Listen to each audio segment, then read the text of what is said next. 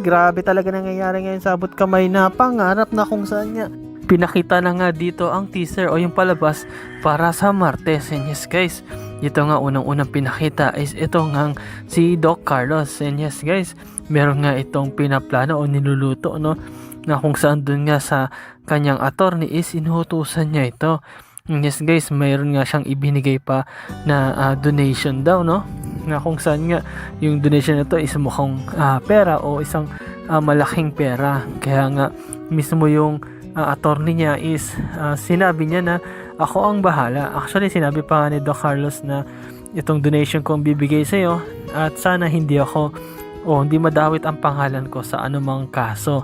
At sabi nga mismo ng attorney niya na huwag ka mag-alala Doc, ako ang bahala sa iyo dahil sa mga donations mo, maaasahan mo ako dyan at sigurado na wala makakalam o makakahalata sa iyo na kasama ka dito sa kaso na ito o kung ano pa mang kaso na darating. Ngunit dito nga ipinakita na habang nag-uusap tong si Carlos at yung attorney niya is pumasok dito yung secretary. Yes guys, nagmamadali ito at tila natatakot din kasi nga meron daw bisita si Doc Carlos at ito nga si attorney, no, na kung saan sabi nga ni attorney, oh bakit ka pumasok, anong dahilan? Sinabi naman ng secretary na pasensya na kayo attorney pero meron pong gusto talaga na pumasok dito at actually nandun nga siya sa labas at tila nagwawala. Then sabi ni attorney na ano yon o sino yon, at sinabi naman ng secretary na ang pangalan po niya ay Giselle Tanyag at nagulat dun sila, no, pinag-uusapan pa lang nila yun yung mga Tanyag tapos dumating na. Tapos ito nga si Carlos is tila nagulat din at tila natatakot kapag naabutan siya o nakita siya mismo dito ni Giselle kasi sigurado makakahalata na itong si Giselle na talagang may kinalaman to si Carlos sa mga nangyari, lalo na dito sa attorney ni Dax, no, na kung saan mapera at talagang pwedeng makalusot dahil nga magaling yung attorney pero in the right price. Pero dito nga guys, ipinakita din, no, na sa wakas ito nga si Moira ang pinakahihintay natin, lalo na ng mga netizens na mahuli. Yes guys, nahuli na nga ito doon sa Japan, no, na kung saan nakatulong talaga yung tracking device na nilagay ni Annalyn sa bag ni Zoe, na kung saan di nga niya nahalata yun, no, na kung maalala niyo last episode is nag-usap tong si Annalyn at ito nga si Zoe, tapos humag itong si Annalyn. Sabi ni Zoe, ba't paghag ka pa? Yung pala hindi niya alam na may nilagay pala si Annalyn. Yes guys, pinag-usapan nga ito nila Carlos, no, na huwag sila magpahalata sapagkat sinabi ni Annalyn na yung number na natawagan niya ay si Moira at talagang sakto yung pagplano nila kasi doon na huli nila itong si Moira at actually may kasama na nga silang mga pulis eh. Kaya nga sabi mismo ni RJ na Moira, huwag ka nang magtago pa, huwag ka nang tamakbo pa, don't make it hard kasi mahuli ka na kahit saan ka pumunta ngayon dito sa Japan is huling-huli ka na. And yes guys, nahuli nga dito si Moira at dito nga pinakita na itong nga si Lynette is masaya siya. Yes guys, ibinalita nga niya agad ito sa Pilipinas, lalo na dito kay Ma'am Giselle. And yes guys, nakatulong nga ito na mawala yung stress ni Ma'am Giselle, no, kung saan maalala ninyo gusto niya pumasok doon sa attorney ngunit hindi siya pinapasok kasi kung makapasok siya at makakausap niya attorney, makikita niyo doon si Carlos at magbubuking sila. Bad trip nga itong si Ma'am Giselle pero nung narinig yung balita is nawala yung bad trip niya. Talagang masayang masaya siya at excited na nga siya actually na makita itong si Moira at mukhang baka masaktan niya ito, no? Baka masabunutan pa pag nagkita. At dito nga guys, ipinakita na ito nga si Moira is pinauwi na ng Pilipinas. Yes guys, sila Annalyn din at sila RJ is umuwi na rin, no, na kung saan nga dahil nga dito sa pagkakahuli ni Moira ang dami nga pulis na nag-escort kahit sa pagbaba pa lang nito ng airport is nandiyan na yung mga pulis, no, na kung saan nga para hindi makatakas itong si Moira kasi alam niyo naman masyadong makulit to si Moira, masyado tong parang daig pa niya yung palos, no, lagi na lang nakakawala kahit yung mga pulis is naiisa niya pa rin. Pero dito guys, no, inabangan talaga ni Giselle yung pagdating dito ni Moira kasi talagang inip na siya eh, no, at talagang parang gusto niya nang masaktan tog si Moira dahil sa sobrang inis niya at galit niya dito, which is kahit naman kayo pwede niyo yung magawa siguro dito sa kanya kasi si Moira is isa na siyang tinuturing na kriminal dahil sa mga patong-patong na kaso na kinakaharap niya, na tinatakasan niya, pilit niya tinatakasan, pero nahuli pa rin siya. At alam ko guys, masaya kayo, no? Lalo na yung mga netizens, sa mga subscriber natin, na yung chance na ito o yung time na ito na makitang mahuli at makulong itong si Moira, na kung saan nga itong si Moira is wala na talagang kawala. Nagpaplano pa nga siyang makatakas sana at umalis ng Japan. Nakausap pa nga niya o nakipagkita pa nga ito, kung matandaan niyo, kay Zoe.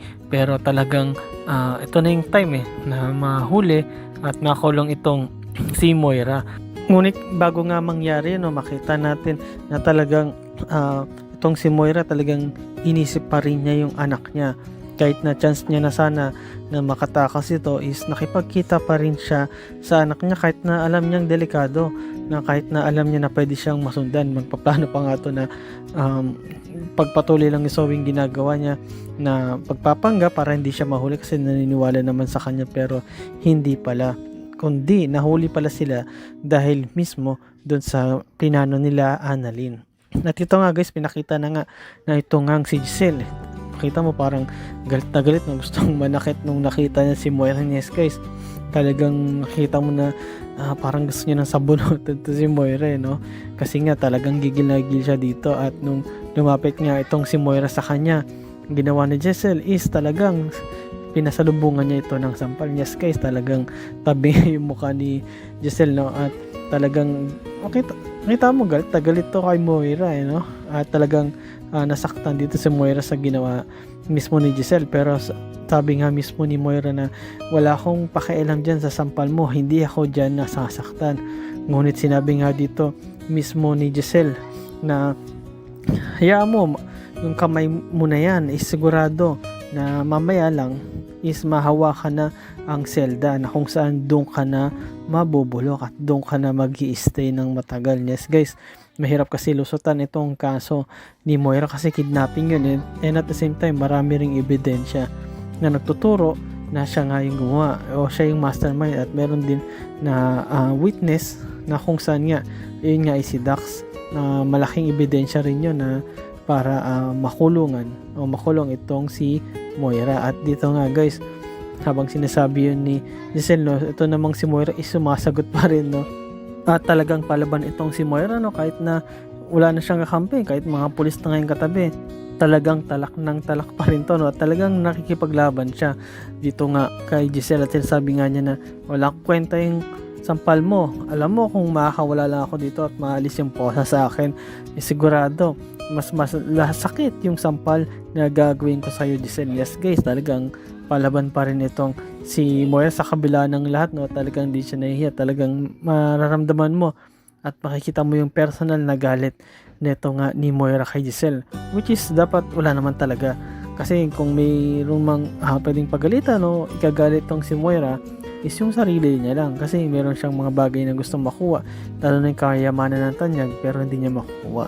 Kaya ginagamit niya rin yung anak niya para mismo na makuha yung kapangyarihan at yung kayamanan ng Tanyag, no? Pero ito nga, makita mo na talagang palaban din tong si Giselle, hindi siya talaga natatakot, lalo na pag dito kay Moira, talagang gagawin niya lahat, no? Kung kailangang makipagsabunutan, lalaban yan, kung matandaan niyo noon, sinabunutan niya na itong si Moira at kawawa kasi mas malaki, mas matangkad do si Giselle mismo kaysa kay Moira. Pero yun nga guys, no, sinabi nga ni Giselle dito kay Moira na sige, magsalita ka lang, pero sigurado at sisiguraduhin ko habang buhay kang makukulong na sa kulungan at habang buhay ako. Yes guys, talagang ganun yung pagkakasabi ni Giselle. At itong mga polis is nagpatuloy na sa paglakad at pag-escort kay Moira hanggang dun nga travel papunta sa presinto. At sumunod na nga rin dun sila Giselle para tignan at maka make sure na makulong nga itong si Moira. Pero abang natin bukas guys kung ano talaga yung mangyari, no? Magiging happy ending na ba ito katulad ng ngiti dyan ni Annalyn? At ano kaya ang mangyari dito kay Moira? Totoo bang makukulong na ito at bubulok sa kulungan? O baka naman makatakas pa? At ano kayang gagawin Giselle at ni RJ at ng mga Tanyag para tuluyang mabulok sa kulungan itong si Moira. And yes guys, salamat sa panonood nyo sa aking channel, sa inyong pag-like, comment at pag-share. At yun lang guys, ingat palagi. Bye bye.